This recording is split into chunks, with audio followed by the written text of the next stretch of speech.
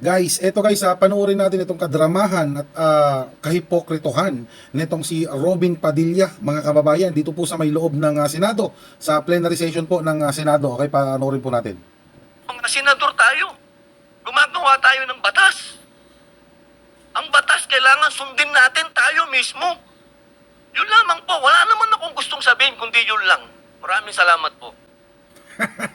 Talagang drama-drama. Gumagawa tayo ng batas. Bla bla bla bla. Kaya pala Robin Padilla. Ano nangyari dun sa impeachment ni Sara? Ha? Nakasaad yan sa Constitution ng impeachment, di ba? Anong ginawa ninyo? Sabi mo nga, di ba? Definitely no ang sagot mo, di ba?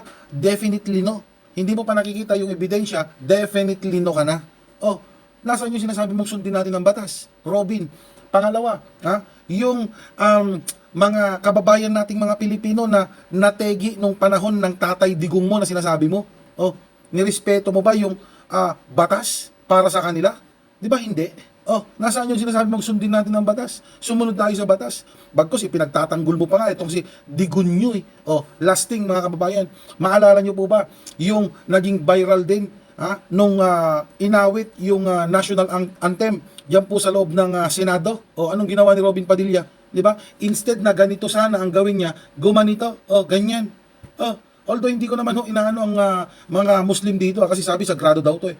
Pero Diyos ko naman, Robin, nasa loob ka ng plenaryo, okay? Tapos ang inaawit doon ay yung pambansang awit o yung lupang hinirang. Hindi naman about sa relihiyon mo yun, di ba?